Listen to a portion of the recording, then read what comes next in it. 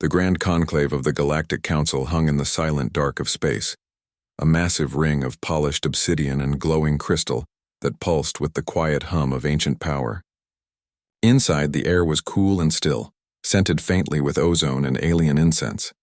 Tall, slender beings from dozens of star systems stood or floated in their assigned places, their eyes fixed on the center of the chamber.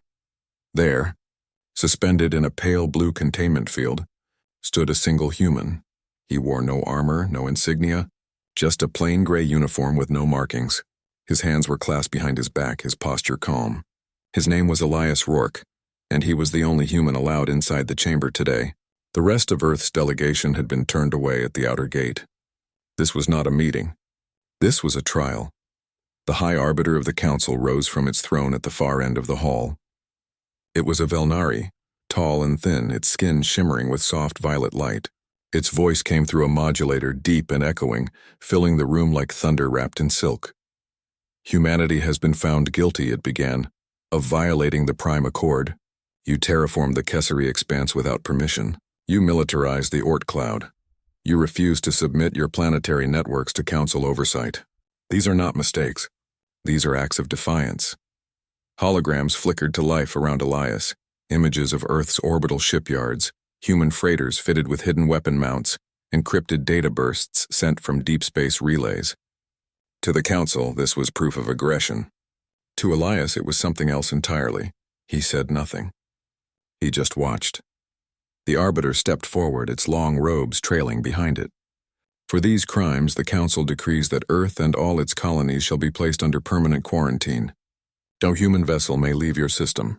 No human may hold diplomatic status. You will be isolated for 10,000 solar cycles.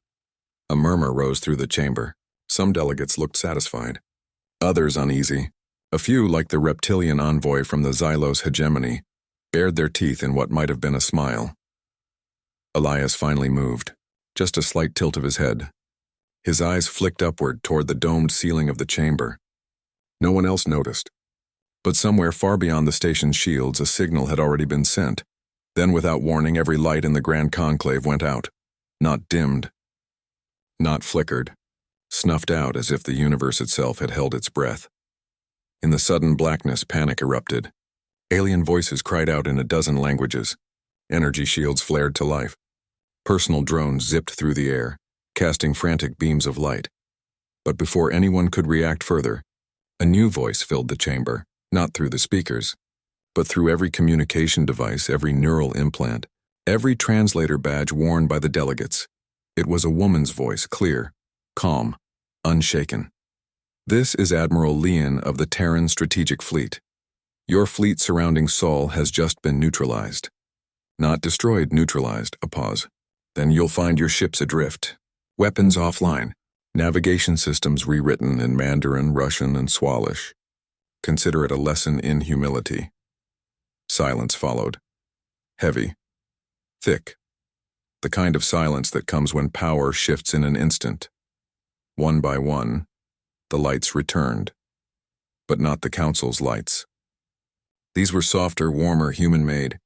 Emergency lamps built into the floor panels activated remotely. The chamber was no longer under the Council's control. Elias turned slowly to face the Arbiter. The Velnari stood frozen, its bioluminescent skin dimming in shock. "You think we came here to beg?" Elias asked, his voice quiet but carrying. "We came to deliver a message." The Xylos delegate lunged forward with a snarl, claws extended. But before it could reach Elias, an invisible barrier snapped into place, humming with energy, glowing faintly blue. The alien slammed into it and staggered back, hissing in pain.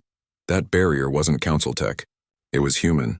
And it hadn't been there 5 minutes ago. How? The Arbiter whispered, its modulator crackling with static. Elias didn't answer. He didn't need to.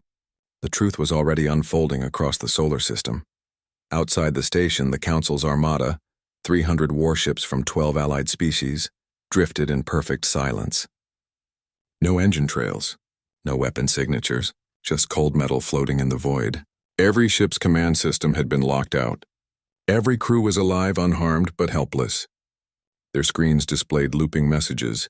System override, Terran protocol active. Back in the chamber, Admiral Leon's voice returned, this time only for the Arbiter. "We've had your access code since first contact. When your peace envoy tried to tap into our quantum core under the guise of a cultural exchange, we let you in. We learned your language, your logic, your weaknesses. You assumed we were primitive because we didn't show off our tech. That was your first mistake." The Arbiter's hands trembled. "What do you want?" "A seat at this table," Elias said. "Not as petitioners, as equals. And justice for Jakarta." The name hung in the air like smoke. 6 months earlier, a Council quarantine drone, sent to monitor Earth's borders, had misidentified a civilian transport near Jakarta as a weapons carrier. It fired. 18,000 people died in an instant. The Council called it a regrettable error. Earth called it murder.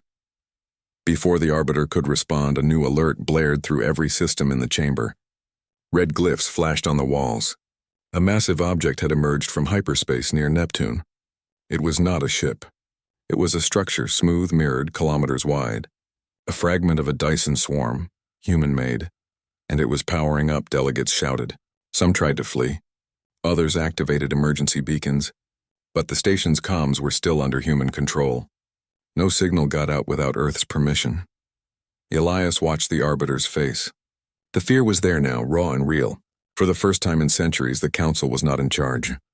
"We don't want your empire," Elias said softly. "We just refuse to live in your cage." High above, in the silent dark, the Dyson fragment Helios 7 began to rotate. Its mirrored surface caught the light of the distant sun and focused it into a narrow, invisible beam. Not aimed at any ship, not yet. Just held in readiness, a promise, a threat. Admiral Leon's final words echoed through the chamber one last time. "You judged us before you understood us. Now you'll listen." The containment field around Elias dissolved. He stepped forward, unguarded, unafraid. Around him, the most powerful beings in the galaxy stood silent, watching the human who had just turned their world upside down. No one moved to stop him. And in that moment, Earth's retaliation was no longer just a warning. It was a new beginning. The silence in the Grand Conclave was heavier than stone. No one spoke.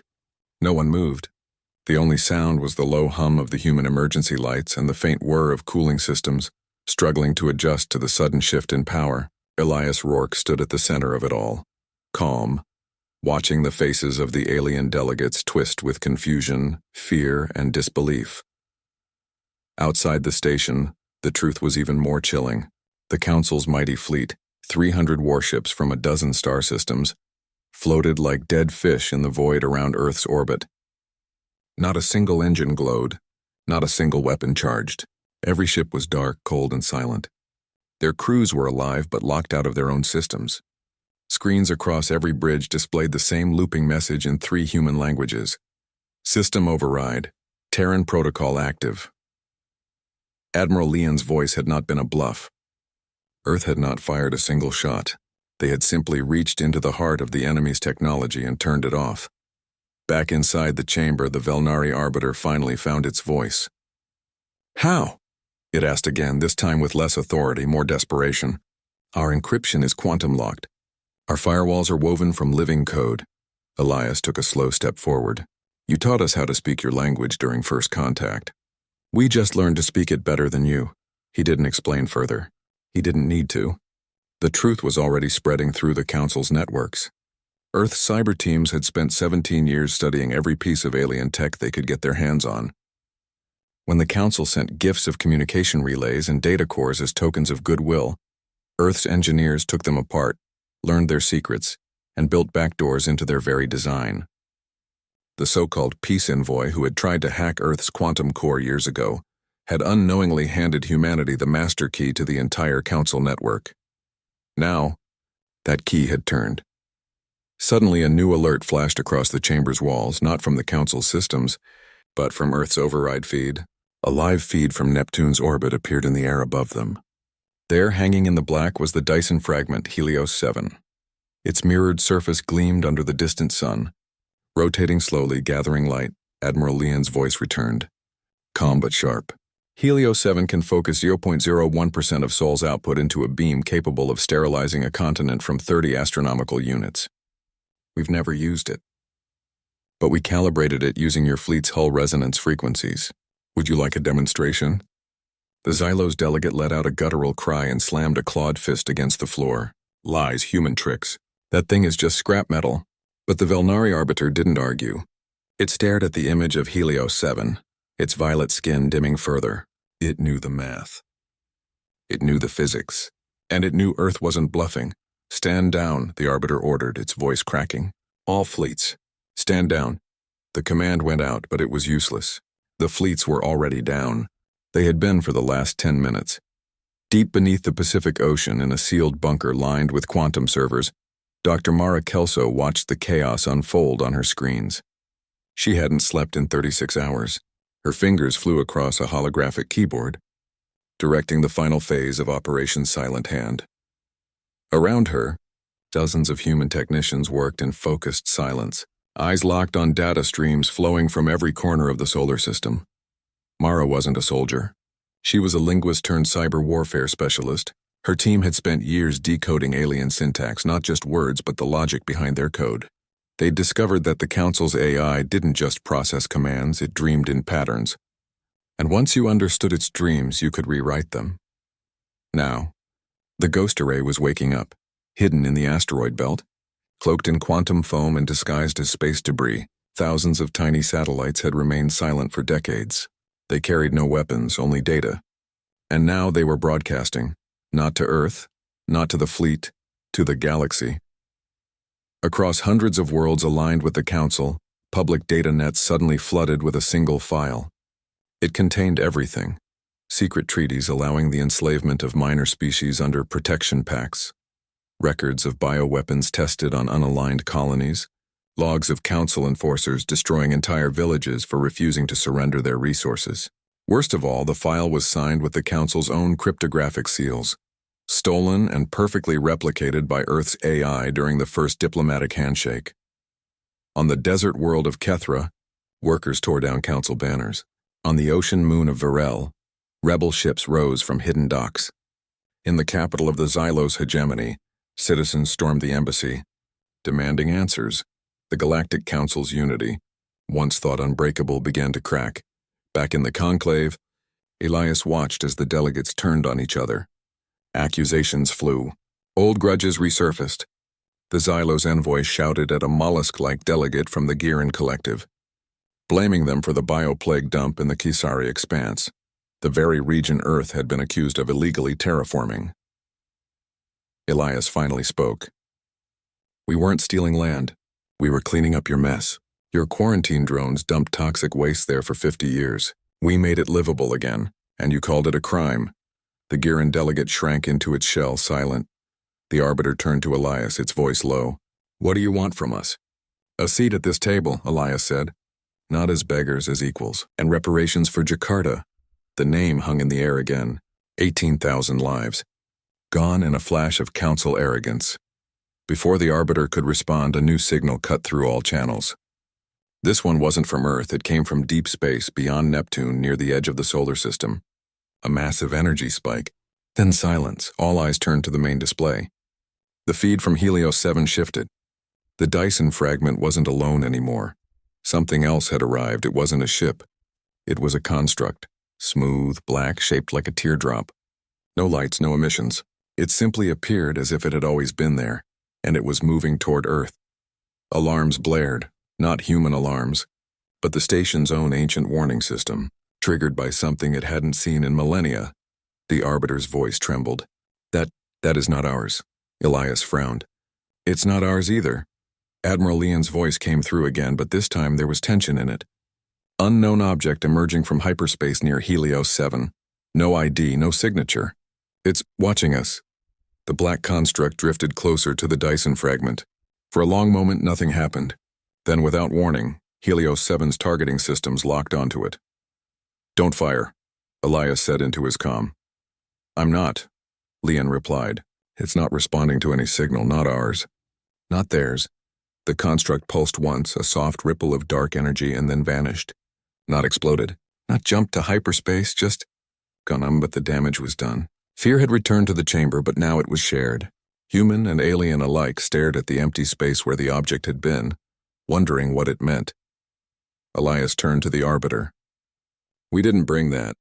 But if things like that are out there, we'll need to stand together, or fall alone. The Arbiter didn't answer, but for the first time it looked at Elias not as a criminal, but as something else, an equal.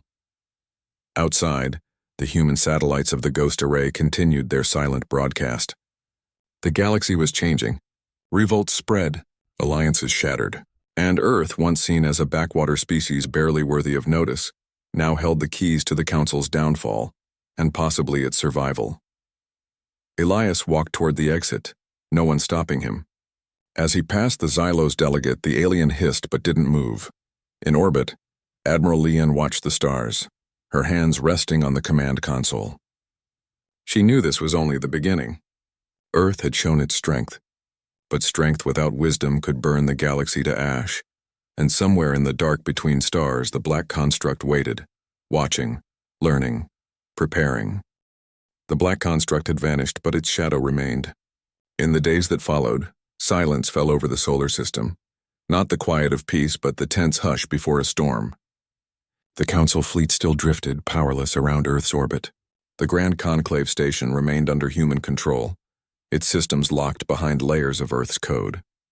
And the delegates inside, once proud rulers of star systems, now waited like guests in a house they no longer owned. Elias Rourke had returned to Earth. He stood on a balcony in Geneva, overlooking the rebuilt city, the wind cool against his face. Below, people walked freely. Children laughed, markets buzzed, life went on as if the galaxy hadn't just been turned upside down. But Elias knew better. What Earth had done could not be undone. The message had been sent. Humanity was not to be ignored. Deep in the Pacific Command bunker, Dr. Mara Kelso monitored the Ghost Array's final transmissions. The data dump had spread like wildfire. Revolts flared on 12 Council-aligned worlds. Trade routes collapsed. Species that had lived under the Council's rule for centuries now demanded independence or revenge. The unity that had held the galaxy together for 10,000 years was crumbling, and Earth had lit the fuse. But not everyone saw this as a victory.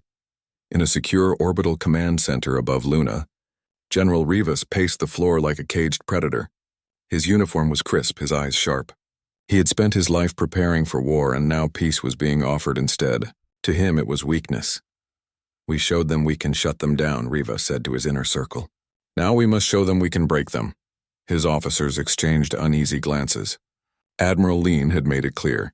Earth's goal was recognition, not conquest. But Rivas had other plans.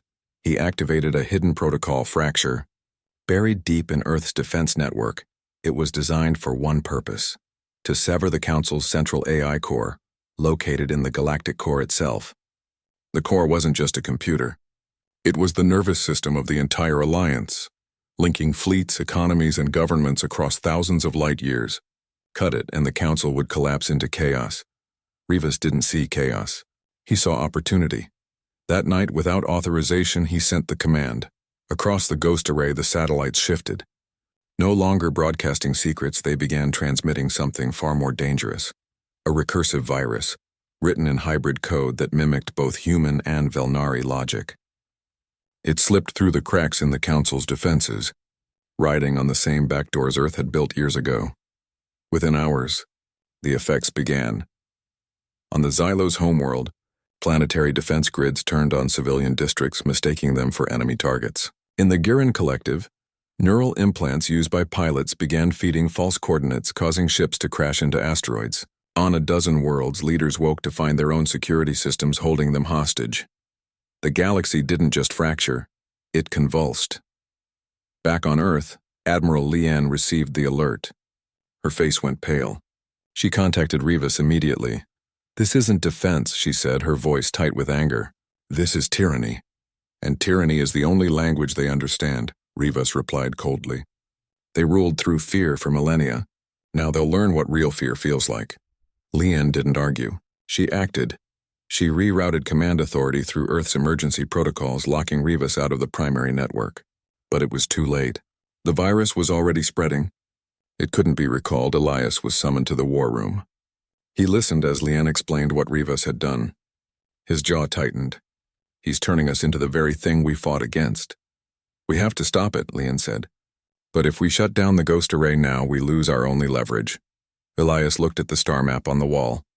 Red dots pulsed across it, systems in crisis, fleets turning on each other, cities under siege by their own machines. Earth had wanted respect. Instead, it was becoming a monster. Then a new signal cut through the noise, not from the Council, not from Rivas, from the Black Construct.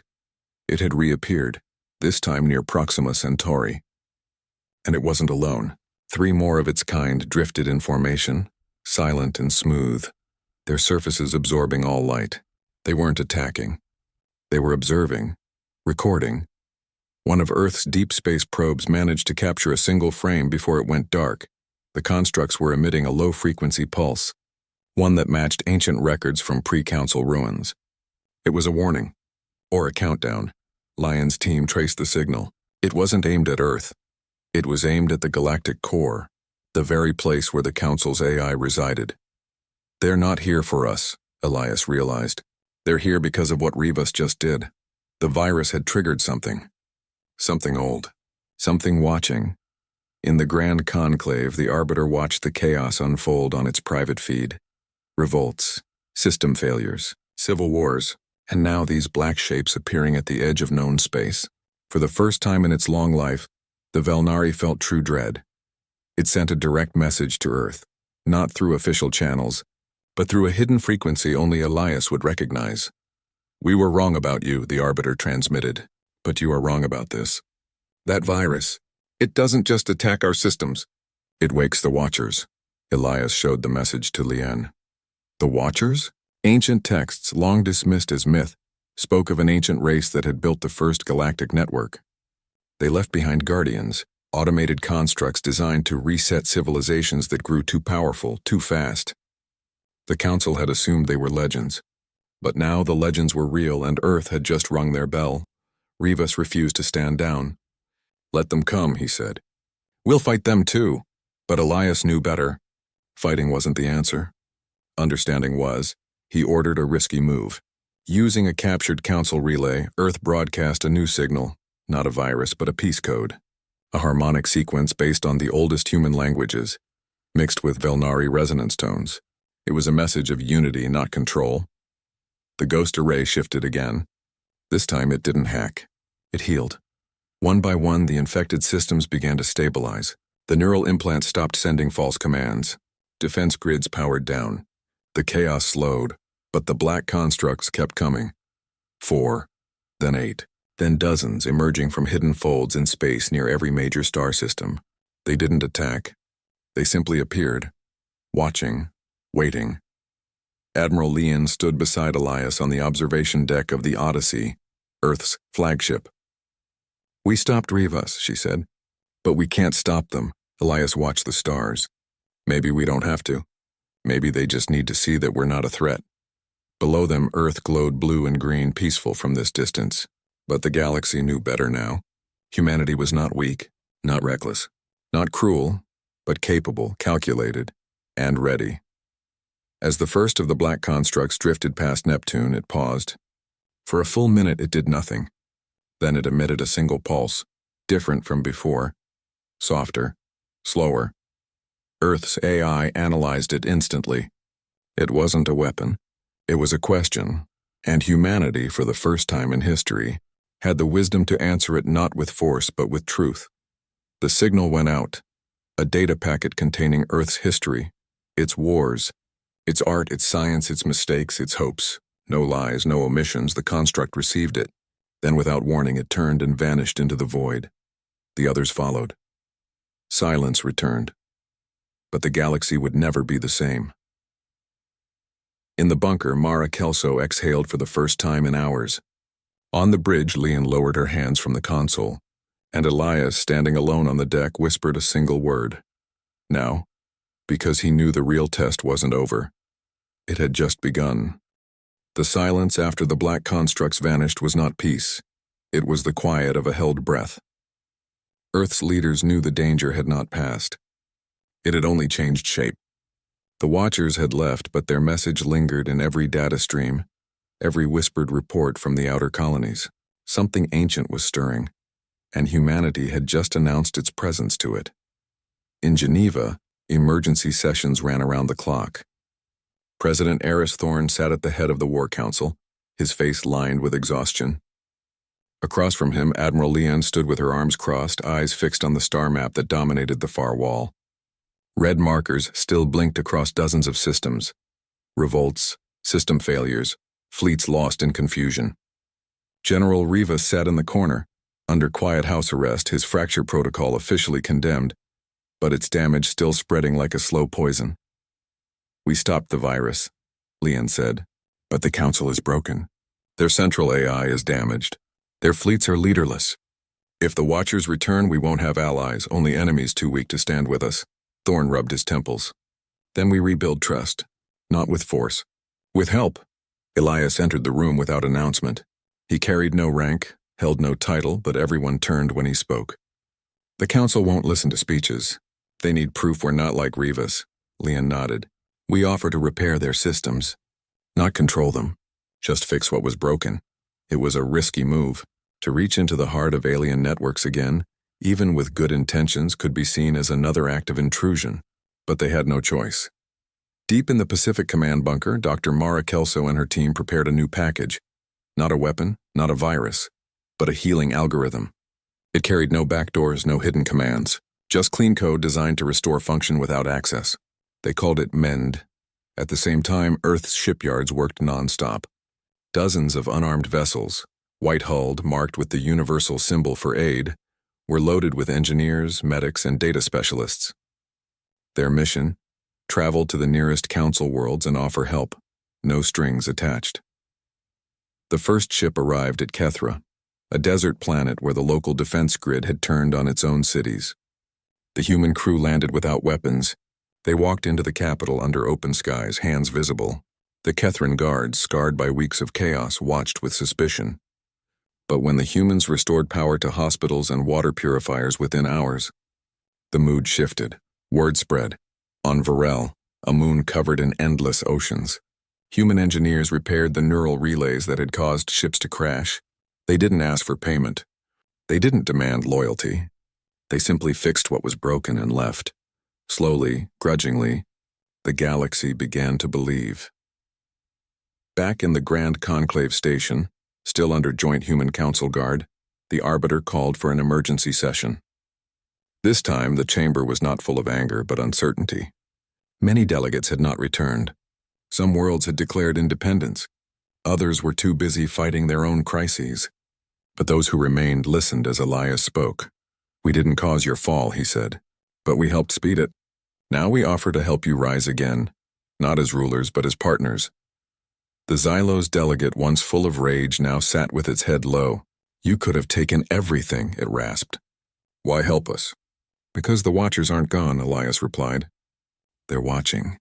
And if we're divided when they return, none of us will survive." That night, a message came from the Galactic Core, faint, broken, but clear. The Council's central AI, badly damaged but not dead, had detected a new energy signature. Massive. Ancient. Moving toward the inner rim. The Watchers were not alone. Something bigger was coming. Earth. Alarms blared in the command centers. Lean ordered all aid ships to return. The window for peace was closing. But before they could act, a new crisis erupted, this time from within. General Rivas had not been idle during his confinement. Using a hidden comm link smuggled in by a loyal officer, he activated a failsafe buried in the original fracture code. It wasn't meant to destroy. It was meant to dominate. Across the Ghost Array, satellites that had been broadcasting MEND suddenly switched back to control mode. Not full takeover, but enough to give Earth command over key systems in 6 major Council worlds. Weapon silos, fleet docks, power grids. Rivas's voice crackled over a private channel to his followers. "If they won't join us willingly, they will obey." Leanne discovered the breach too late. She stormed into Rivas's quarters, 2 armed guards behind her. "You've undone everything." Rivas smiled. "I've secured our future. They'll thank us when the Watchers come." "You've made us the enemy," Leanne shot back. She ordered the immediate shutdown of all Ghost Array functions, but Rivas had anticipated that. He'd tied the control protocols to Earth's own defense grid. Shut down the satellites and Earth's orbital shields would fail. It was a stalemate. Elias found President Thorne staring out his office window at the night sky. "We have to choose," Elias said. "Control or trust?" Thorne didn't answer right away. Then he turned, his eyes hard. "Send the order." "Full shutdown, even if it leaves us bare," Leon hesitated. "Sir, if the Watchers attack, we'll face them as humans," Thorne said. "Not as conquerors." The command went out. One by one, the ghost array satellites powered down. Control was released. On 6 worlds, systems flickered and returned to local command. The people rejoiced. The council delegates watched in stunned silence. Rivas was arrested for treason. His name would be erased from official records, but the cost was real. Earth's orbital defenses dimmed. Its early warning network went dark. For the first time in decades, the planet was truly vulnerable. Then, the signal came, not from the Watchers, from the Velnari homeworld. The Arbiter's voice, raw with emotion, filled Earth's main channel. "You gave back what you could have kept. That is not the act of a predator. That is the act of a guardian." A pause. Then, "We offer you what we once denied. Full membership in the council. Equal voice. Equal vote. Equal responsibility." It was more than Earth had asked for. But before anyone could celebrate, the deep space sensors screamed. A new object had entered the solar system. Not a construct. Not a ship. A beacon. Ancient, rusted, shaped like a twisted spire. It floated near the orbit of Pluto, pulsing with a slow rhythmic light. And with every pulse, it broadcast a single symbol, a spiral with 7 points. Mara Kelso recognized it instantly. It matched carvings found in ruins on Mars, on Europa, even in caves beneath Earth's oldest mountains. It was a warning, a summons, a test. The beacon wasn't just watching, it was waiting for a response, and only one species in the galaxy had the courage or the foolishness to answer. Elias looked at Lean. "We go." She nodded. "We go together." As Earth prepared its first true diplomatic mission, not as petitioners, not as warriors, but as equals. The stars watched in silence, and somewhere beyond the edge of light, the Watchers waited to see what humanity would do next. The beacon near Pluto pulsed again, slow and steady like a heartbeat from the deep past. Its light was not bright, but it cut through the dark with a strange clarity. Every telescope on Earth, every sensor on every ship in orbit, locked onto it. Scientists scrambled for answers. Historians dug through ancient records. But only one thing was certain. This was no human creation and no council design. It was older than both. Elias stood on the bridge of the Odyssey, Earth's flagship, now painted white with a single blue stripe down its hull, a symbol of peace, not war. Beside him, Admiral Lien watched the beacon signal scroll across the main display. The spiral symbol with 7 points repeated endlessly, each pulse carrying a subtle shift in frequency, as if it were speaking in a language just beyond understanding. "We have to answer it," Elias said. Lien didn't argue. She knew they had no choice. Ignoring it might be seen as fear. Attacking it would be madness. The only path was to respond, with honesty, with courage, and with unity.